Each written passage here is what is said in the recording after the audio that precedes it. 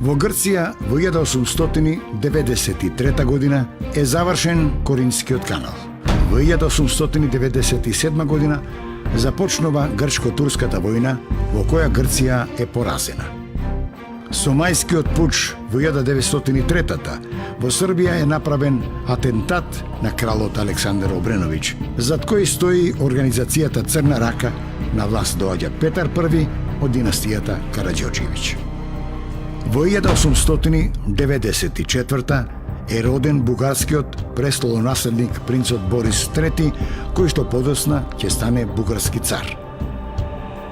Во 1894 се случи катастрофален земјотрес во Истанбул.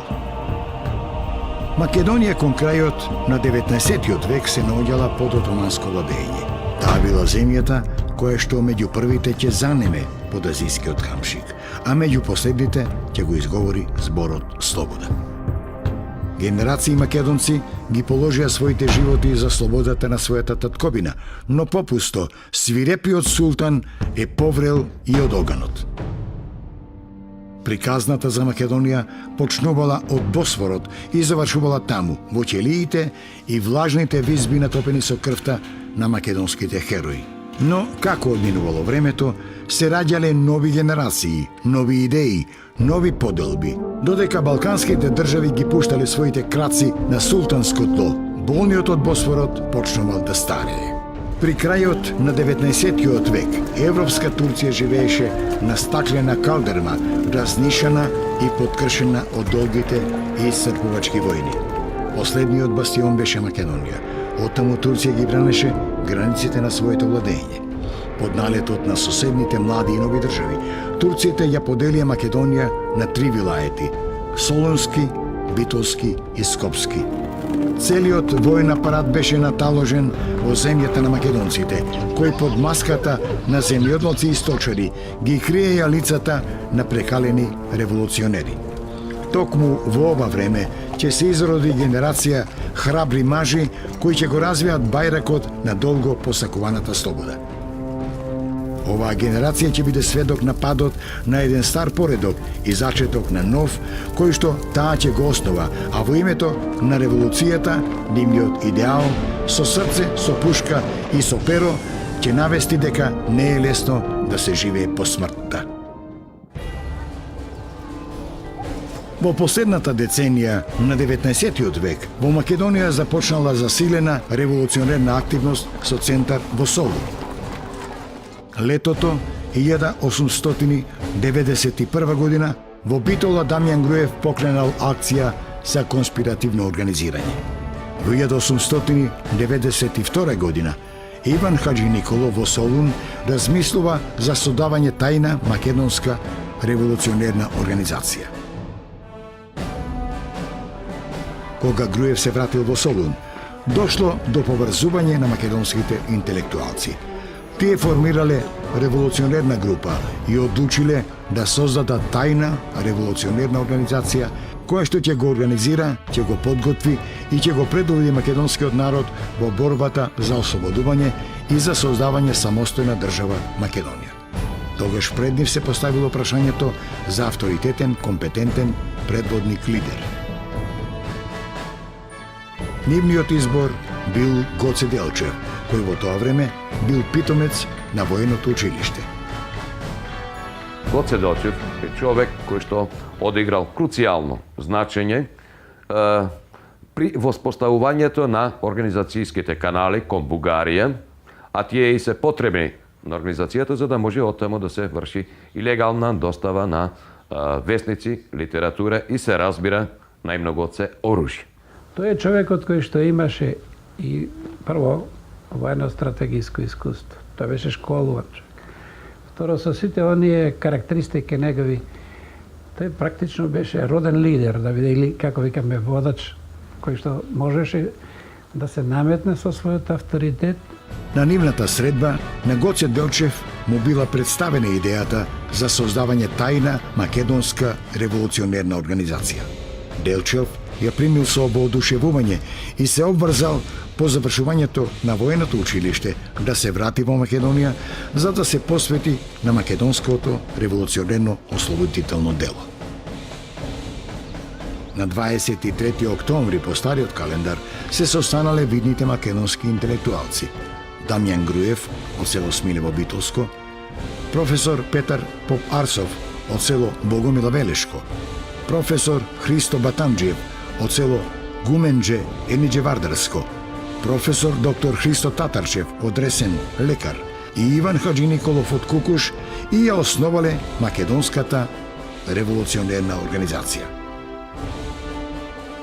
На основачкиот состанок ги определиле карактерот и целите, а ги утврдиле и основните принципи и стратегијата за действување на организацијата. Прво, Македонската револуционерна организација да действува на целата територија на Македонија, во нејзините природни и историски граници. Второ, организацијата да биде револуционерна, конспиративна. Трето, да биде самостојна и независна. Во организацијата да се примаат само лица родени во Македонија и кои живееле во Македонија без разлика на нивната народност и вера. Четврто, кај македонскиот народ да буди сознание за самозаштита, револуционерната идеја да ја шири усно и преку печат и да го подготви народот за оружено востание со сопствени сили да се бори и избори за свое ослободување и создавање самостојна држава. При утврдување на целта, основачите на организацијата се раководеле според меѓународната положба на Македонија. Го зеле предвид и ставот на европските големи сили и непријателското обкружување од агресивните соседни држави. Се определиле за остварување потполна политичка автономија на Македонија како етапа кон создавање самостојна и независна држава. 6 големи сили по Берлинскиот договор, односно Конгрес, воспостави еден поредок на Балканот и тие тој поредок сакаа по секоја цена да го зачуваат затоа што не беа подготвени на тој регион од посебно значење стратегиско за ним, за сите ним поединечно, но и колективно.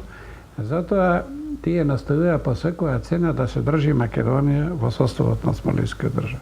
Со создавањето на организацијата, која што според доктор Христо Татарчев го носела името Македонска револуционерна организација, а комитетот Централен Македонски револуционерен комитет, почнала новата епоха во поновата историја на Македонија.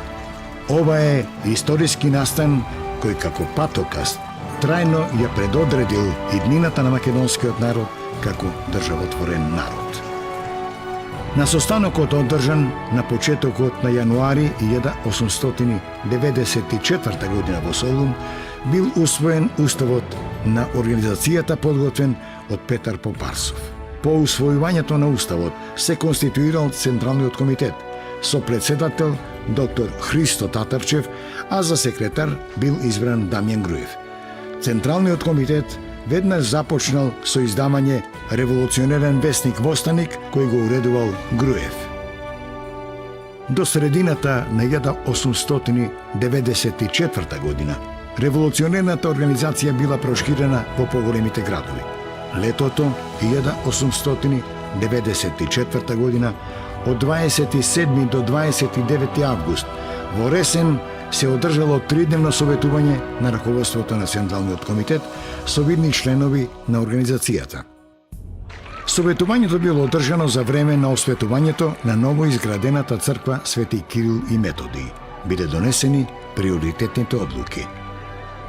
Да се воспостави функционална организацијска структура со формирање на 3 револуционерни окрузи – Солунски, Битолски и Скопски, со окружни комитети раководени од лица со потребен авторитет. Финансирањето да се врши од членовите и придонеси од поддржувачи на револуционерното ослободително дело, да се засили пропагирањето на револуционерната идеја со создавање на нови весници и револуционерна литература. При крајот на 1894 година бил усвоен правилник на организацијата со кој било воспоставено демократско, централизирано уредување со примена на изборниот принцип, избирање на раководните личности и членовите на органите и телата. По ресенското советување почнале да се издаваат и револуционерните вестници Бунтовник и На оружје. Есента 1894 година на организацијата и се приклучиле Гоце Делчев, Пере Тошев, Христо Матов и Ѓорче Петров. За кратко време, организацијата постигнала голем подем. До средината на 1895 година таа се проширила на целата територија на Македонија, вклучувајќи ги и македонските села. Организацијата воспоставила целосна структура на органи – окружни, околински, градски и селски комитети. Со уставот на организацијата се воспоставила сувереност на организационата територија под девизата Македонија на македонците. Македонската револуционерна организација била и останува тајна, но не и за Бугарија, за која била само внатрешна револуционерна организација која бугарите сакале да ја употребат за постигнување на нивната државна политика. Поне цела година од конституирањето на Централниот комитет, Бугарија ја утврдила својата стратегија за действување против организацијата во Македонија. И тоа со создавање паралелна организација од многобројната македонска емиграција во Бугарија, чиешто раководство во Софија ќе се наметне како врховно раководство. Создавањето на таквата организација требало да го наметне обединувањето на двете организации и да го преземе раководењето со македонските работи. Оваа организација си поставила за своја цел извојување на политичка автономија на Македонија, приложена и гарантирана од големите сили. Така е впишено во нивниот статут.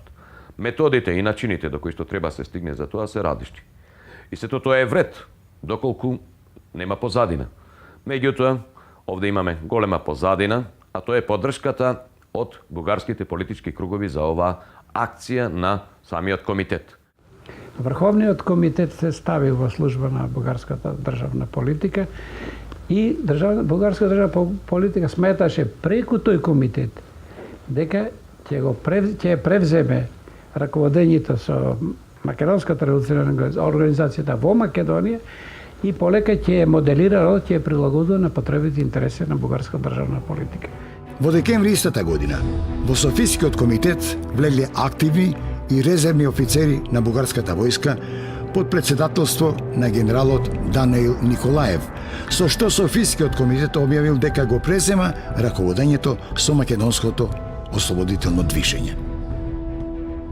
Водечките личности на организацијата на состанокот одржан во Солун летото 1895 година договориле да се преземат мерки за запирање на надворешното посегање по организацијата. Гоце Делчев отпатувал во Софија со задача да спречи секакво надворешно мешање во работите на внатрешната револуционерна организација во Македонија. Со определување на свој задграничен представник, а веднаш потоа и со представништво, внатрешната македонска револуционерна организација ја демонстрирала својата самостојност и независност. Организацијата презема мерки за спречување на надворешното мешање. Во февруари 1896 година во Софија Делчев се состанал со генералот Николаев.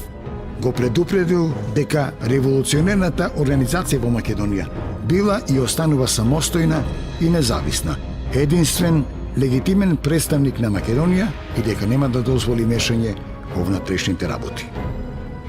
Софискиот комитет, инструиран и поддржуван од владата на Бугарија, започнал да префрлува вооружени чети во Македонија и со атентати да провоцира засилување на теророт на властите на османлиската држава над македонското население, со што требало да се парализира дејноста на внатрешната револуционерна организација. Во летото 1895 година од територијата на Бугарија била преземена провокативна четничка акција во Горноџумајско и во Мелничко. Тие на војнички план доживеа катастрофа во Османската империја, бидејќи на османските власти им беше познато дека навлегуваат чети од Бугарија во Македонија, па затоа ги пресретнаа уште по патиштата. Единствено нешто поголем успех постигнал одредот на Борис Сарафов, кој што успеал неколку часови да влезе и да се задржи во градчето Мелник. Го запалиле затворот, ги пуштиле политичките затвореници и веднаш потоа и тие се повлекле назад.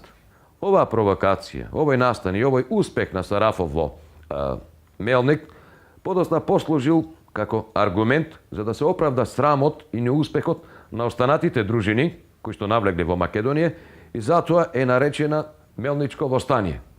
На 19 февруари 1897 година Бугарија и Србија подпишале тајна спогодба за меѓусебно толерирање на пропагандната дејност во Македонија.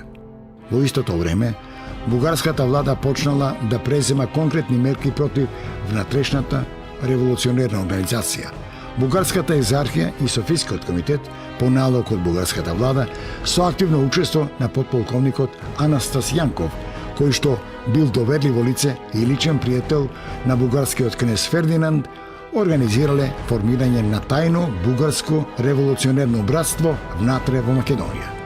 Братството било формирано во март 1897 година во Солун под раководство на бугаринот Иван Гарванов. Во него влегле проекзархистички определени македонци. За финансирање на тајното братство и за негово јавно дејствување, во ноември, бугарскиот трговски агент во Солун формирал легално бугарско добротворно братство Милосрдие, во кое членувале сите припадници на тајното братство. Тајното бугарско братство добило задача да ги преземе позициите на револуционерната организација и да се присили да го прифати Врховниот комитет за врховно раководство, а ако тоа не успеало, да го преземе раководењето со организацијата со инфилтрирање во неа.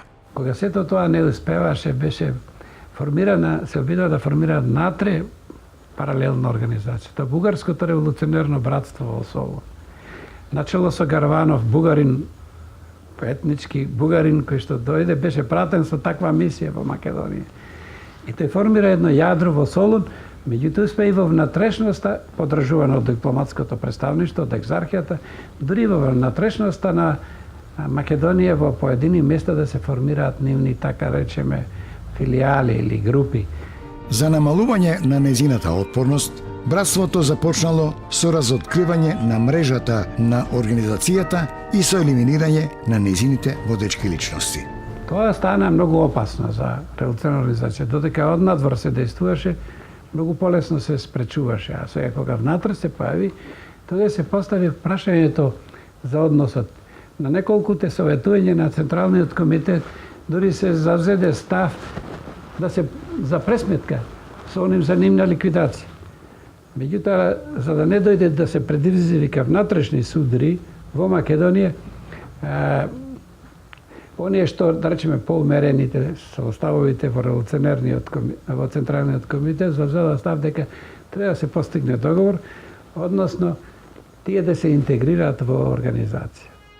Во септември 1899 година Иван Гарванов, по инструкција од Софија, на председателот на Централниот комитет Христо Татарчев му предложил да го распушти братството, под услов неговите членови да влезат во организацијата. Татарчев дал согласност, поддржан од Иван Хаджи Николов. Братството се расформирало. Гарванов бил кооптиран во Солунскиот окружен комитет, што подоцна се покажало како фатален превид на Татарчев. Одлуката да се вклучат Гарванов и неговите привреди организацијата, нели Ѓорче го дефинира како пуштање на волкот во трлото на овците. И тоа имаше она пресудно понатаму за развојот на состојбите во Македонија. Дејноста на организацијата продолжила и се одвивала во најстрога тајност. Секој незин припадник бил должен да се придржува на пропишаните мерки за конспиративност при подготвување и изведување на секоја акција.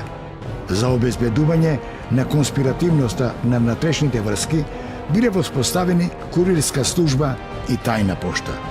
Одлуките и наредбите на повисоките органи, извештаите, писмата и другите довеливи материјали биле пренесувани преку тајни канали од курири, одбрани лица, подготвени да издржат и најжестоко мачење, па и да го жртвуваат својот живот.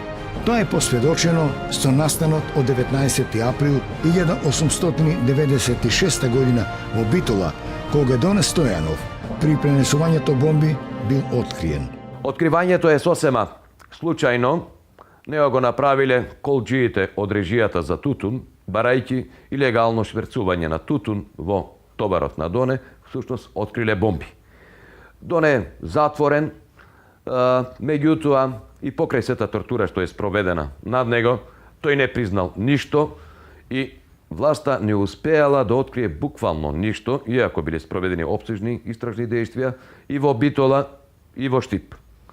Како резултат од оваа афера, ние имаме всушност еден позитивен настан, кој што придонел за афирмација на издржливоста на луѓето членови на организацијата. За зачувување на тајноста, преписката била шифрирана. За документите од посебен доверив карактер со третман на апсолутно тајна, била употребувана шифрирана азбука, тајно писмо со хемиско невидливо мастило. За кореспонденција меѓу Централниот комитет и окружните комитети, за градовите и личностите биле определени псевдоними Светагора за Солун, Ерусалим за Битола, Женева и Белград за Охрид, Цирих за Струга и други. Потоа Ахил за Гоце Делчев, Марко за Ѓорче Петров и други. Била извршена промена во политичката стратегија и било променето името на организацијата.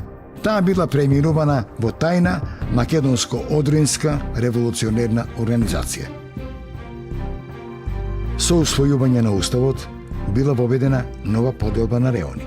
Биле формирани 7 револуционерни окрузи: Солунски, Битолски, Скопски, Штипски, Струмички и Одрински, и била воспоставена целосна структура на органи: Конгрес, Централен комитет, окружни, околиски и местни револуционерни комитети.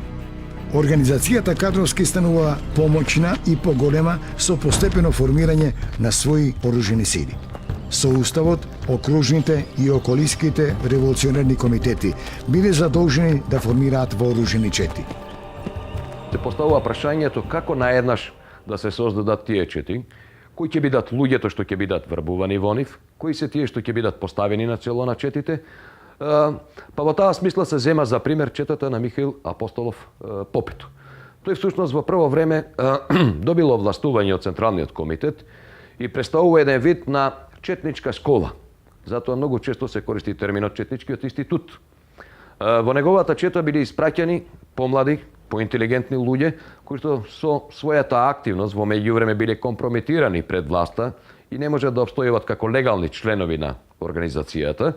Па истите тие се праќаат таму на обука известно време и откако ќе поминат таа обука, се испраќаат во други региони и самите тие потоа формираат чети. Биле преземени акции за систематско ослабење на деградираниот режим на османлиската држава во Македонија. Со посебен правилник од 1900 година, составен од Гоце Делчев, било регулирано формирањето, намената, просторното разместување по реони, како и употребата, начинот на дејствувањето на вооружените чети, нивното раководење и дисциплината. Што е најзначајно, имаше полна, така да рече, единство во дејствувањето меѓу вооружените сили и политичките органи, односно комитетите, окружните и други. Покрај војводата во четата се определува официјално и секретар, кој што обично бил учител или некој незавршен студент, во секој случај станува збор за поинтелигентни луѓе, кои што требало да вршат и агитација. Така што овие чети сега почнува да се движат во селата, не само како вооружена сила, но истите го едуцираат населението, ја афирмираат идејата на организацијата, потребата од слобода, но од друга страна истите и казнуват одредени престапници од самата организација, а уште повеќе вршат ликвидации на одредени престапници на власта, кои што вршеле злоупотреби или спроведувале некакво насилство врз организацијата. Имаше екзекутивни органи или чети, кои што имаа задача да ги извршуваат судските пресуди, се разбира, за оние што се огрешиле од делото или што извршиле предавство или соработка со непријател и така натаму.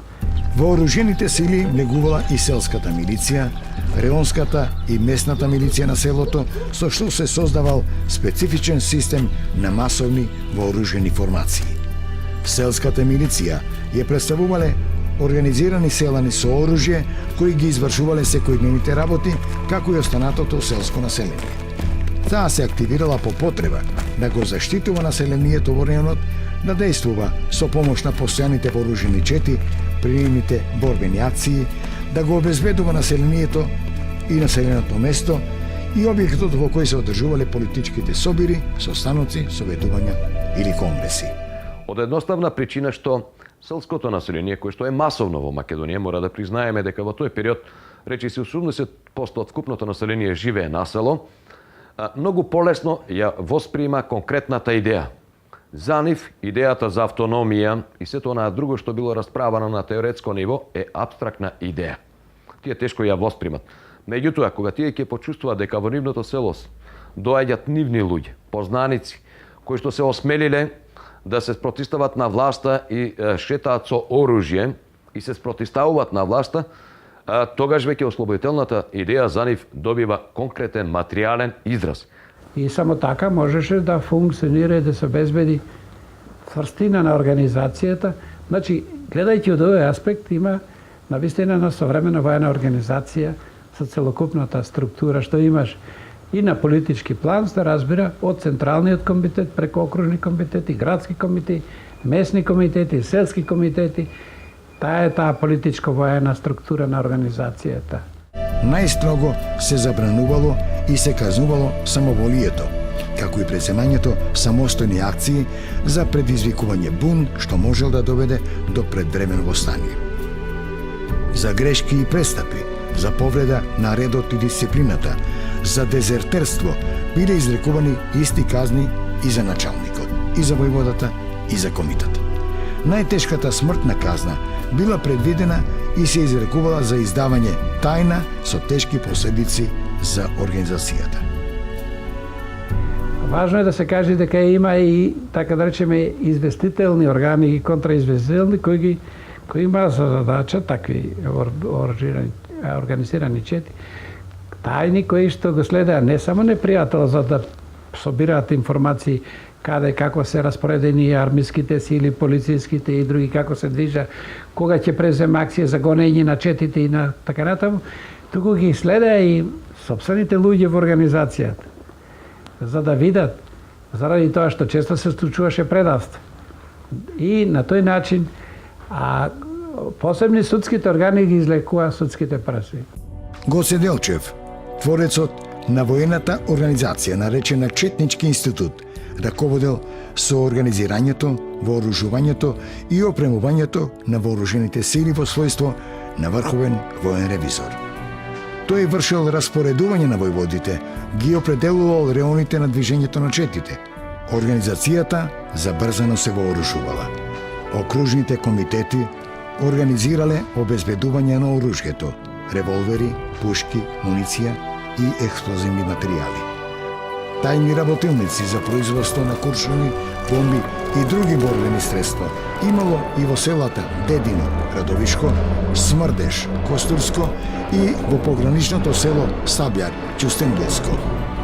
Непосредно пред и за време на Илинденското востание биле изработени и дрвени топови од трешово дрво во Кичевско, Охридско и во Крушево. Првиот истрел со топ бил извршен во село Душегубица, Кичевско. За оружјето, опремата, материјалните резерви, храната, санитетските материјали и друго биле изградени тајни складишта. Организацијата воспоставила паралелна управа, финансиска и судска власт. Преку своите органи ги штитела животот, имотот и честа на населението, загрозувани од представниците на државата, од арамиските банди и од насилниците. Она што е најбитно да се каже, може би како никаде на друго место, затоа што во сите соседни земји почетните револуционери ги финансира странски држави и странски фактори. Овде целокупното финансирање беше од народот, од македонскиот народ. Значи од базата. Тука немаше надворешни средства. И врз таа основа можеше да се изгради и така цврста организација и така силна воена структура на организација. Но со тек на времето, како се проширува дејноста на организацијата, значи се зголемуваат и незините финансиски потреби, па затоа уште во почеток е предвидено дека мора да има постојат и други начини на финансирање, па во таа смисла е допуштено дека организацијата може да се финансира и со доброволни прилози на луѓе, членови на организацијата, кои што се поимотни, значи тие да внесат известна сума во организацијата, или пак од луѓе кои што не се членови на организацијата, но се симпатизери на ослободителната идеја. За обезбедувањето на потребните средства, организацијата вовела прогресивно даночно задолжување според имотната состојба на домаќинствата, така наречен револуционерен данок. Вообичаено на таквите им се издава расписка, тоа е значи документ, потврда, со којто се потврдува дека внеле известна сума во касата на организацијата. За неизвршување на даночните обрски биле предвидени строги санкции. За ненавремено плаќање било предвидено двојно даночување, а за одбивањето на плаќањето и најстрога смртна казна. Средствата од глобите од паричните казни се користеле за купување оружје. Македонското население своите спорови ги решавало во судовите на организацијата. Незините органи ги решавали брачните спорови и бракоразводните дела кои биле во надлежност на црковните институции. Во граѓанските, имотни и други спорови, овие судови се наметнале како реална судска власт до тој степен што и муслиманите во споровите со македонци ги предпочитале судовите на ВМРО пред судовите на османлиската држава. Спроведувањето на одлуките на телата и судските решенија на револуционерните судови ги извршувале посебните органи. Во првата фаза специјални вооружени групи, а потоа територијалните чети и тајната извршна полиција. Организацијата реализирала и своја социјална политика. Управните тела во пракса ги спроведувале нормативните одредби за заштита и за помагање на сиромашните. Така се постапувало кога се определувале обврските на луѓето во македонските села и во градовите во облик на даноци и други давачки, како храна и облека за четите.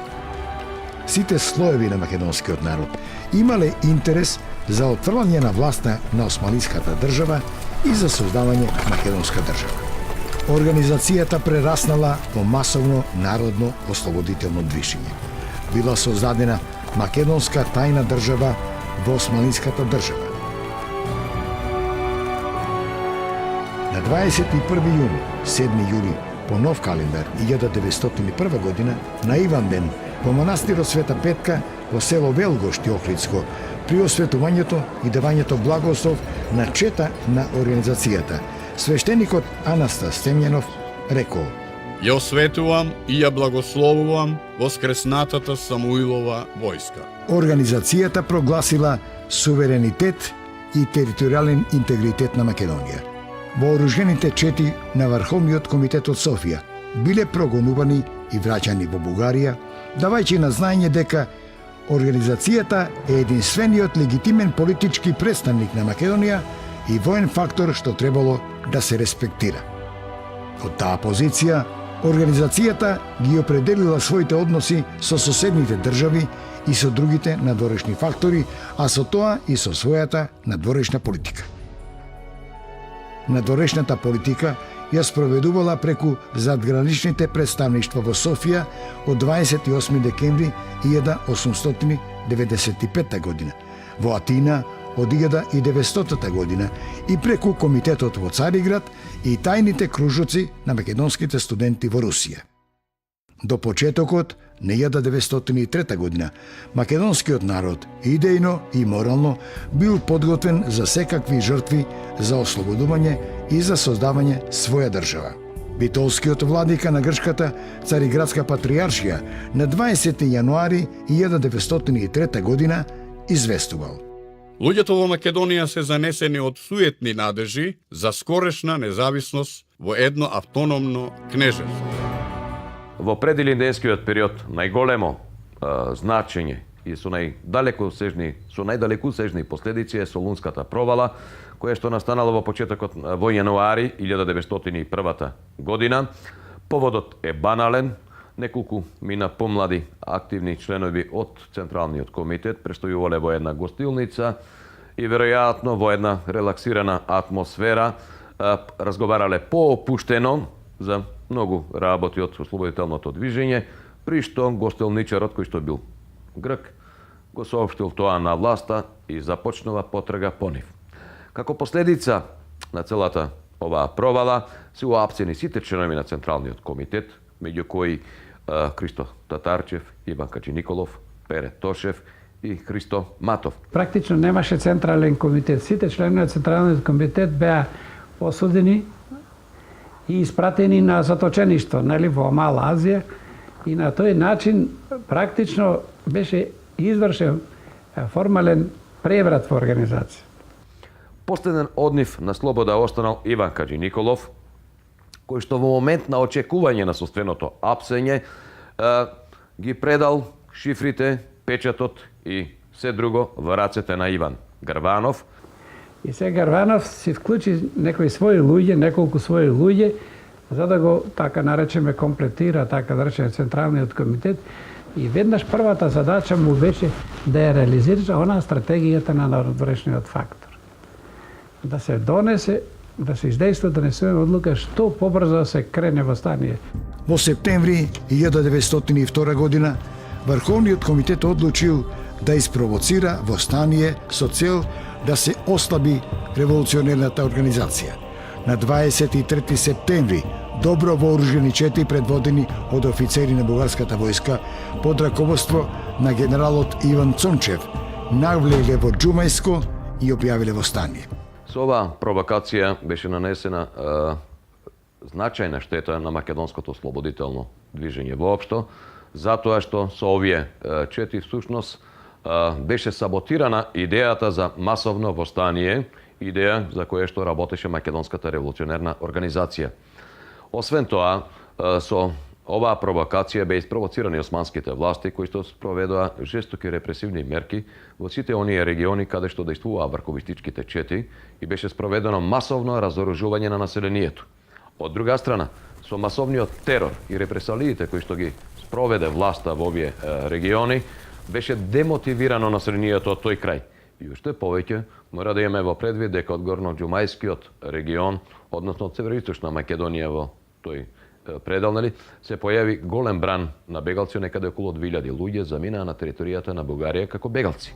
Се покажало невозможно македонскиот народ да се крене на восстание со акции организирани од Бугарија. Веднаш бил активиран планот Иван Гарванов со приврзаниците во Централниот комитет да наметне донесување одлука за восстание во пролета 1903 година со недоволно вооружениот народ. Требаше да се предизвика порано недоволно вооружен народ и подготвено восстание, за да се задуши брзо и ефикасно, да се деморализира народот, да се одложи на тој начин решање на македонското прашање, како македонско прашање и да се наметнат како фактори Бугарија и другите соседни држави, за неговото решавање. На Солунскиот конгрес од 2 до 4 јануари 1903 година, без учество на Гоце Делчев, Ѓорче Петров, Пере Тошев, Јане Сандански и останатите револуционери, блиски на Делчевите идеи, Гарванов се повикал на уставот за општо восстание. Со пропагандното ветување оружје и војна помош од Бугарија и издействувал да се донесе решение за восстание во пролетта што предстоела. Со оглед на фактот што голем дел од учесниците на Конгресот малку ја познават вистинската состојба на теренот и малку време работеле реално на теренот, не дошло до некоја посериозна дискусија и анализирање на сите состојби во Македонија. Тие едноставно ги прифатиле аргументите на Гарванов дека состојбата е пријатна, благопријатна меѓународната положба, а опасноста од врховистите на вистина била реалност. Тоа е факт, бидејќи дури бил прикажан на Конгресот и еден таков повик од врховистите, па така тие едноставно гласале за восстание. И она уште по моје мислење многу по-лошо за самото восстание беше што Централниот комитет, таков како што беше, не е превзет одговорноста да раководи со организација, туку препушти секој од окружните комитети да одлучува кога ќе се крене и како ќе се води восстанието. Спротивно на она што беше централизирана, строго централизирана организација, масовно на теренот, добро екипирана, сега требаше, значи, на некој начин да се децентрализира и да се разбие координацијата во водењето на оружените акции.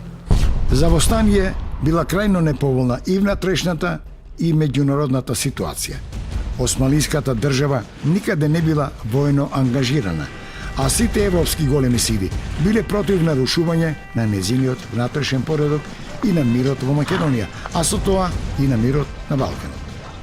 Владата на Османлиската држава, која имала на располагање огромна редовна војска со модерно вооружување, стационирана во Македонија и во соседните области, потоа нередовна војска, башибозук и многобројно муслиманско население и одврзани раце да ја употреби сета своја сила, посекувала кревање масовно восстание, заеднаш и за секогаш да се пресмета со Македонската револуционерна организација. Централниот комитет ги задолжил окружните комитети да ги интензивираат подготовки. Со тоа бил активиран целиот механизам на организацијата. Во јануари започнало масовно враќање на македонските студенти и печалвари. Веднаш потоа, Гарванов со Врховниот комитет и со раководството на офицерските братства направил договор за учество на офицери на бугарската војска во восстанието под знамето на ЦМОР. На јануарското советување во Софија, мнозинството се изјаснило против кремање восстание. Нивната теза е дека со оглед на состојбите мора нешто да се превземе во Македонија, но тоа да не биде масовно восстание, така како што мисли Централниот комитет, со вклучување на сето население, туку нивната теорија е да се засилат активностите на четите во Македонија, да се изведуваат што поголем број на диверзантски и терористички акции со рушење на мостови, тунели, железници и така натаму.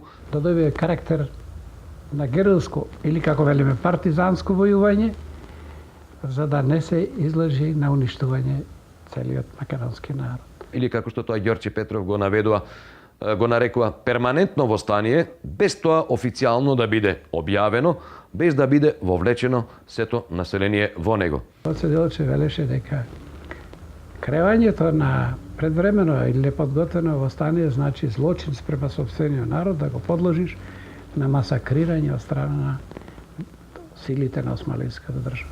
Гоце Делчев заминал во Македонија. Груев само што се вратил во Солун од заточение. Гарванов го информирал за одлуката за восстание и ја добил неговата согласност. Во Солун Делчев се состанал со Гарванов и со Груев, а потоа и одделно со Груев. За оваа средба ги имаме само зборовите од Даме Груев во неговите спомани, кој што вели дека Делчев главно приговарал дека Српскиот револуционерен округ не е доволно вооружен. И тука дојде до, може би, развидување, прв пат развидување меѓу Гоце Делчев и Даме Груев, затоа што Даме Груев остана на позицијата за кревање на восстание, додека Гоце Делчев од тука заминуваше да се врати во Серскиот округ, од таму да действува, да се закажан беше конгрес, нели, во Либутуш планината, и мислеше да се мобилизира силите да добие подруг тек. А во исто време, од тука Даме Груев заминал за Смилјево, каде што требало да се одржи конгрес, на кој што треба да се разреши прашањето за восстание во Битолскиот револуционерен округ.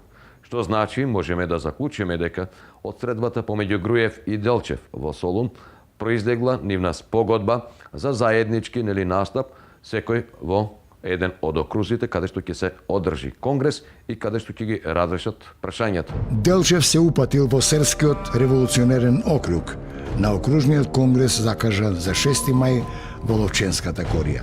Бил следен цело време.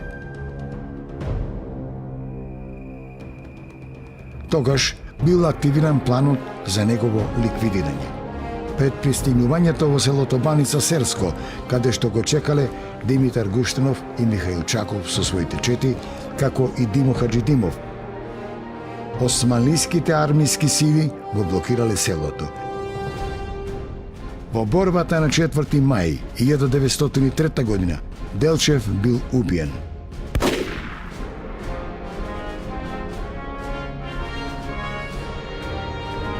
По ликвидацијата на Делчев повеќе не се поставувало прашањето дали ќе има востание, туку само кога ќе започне.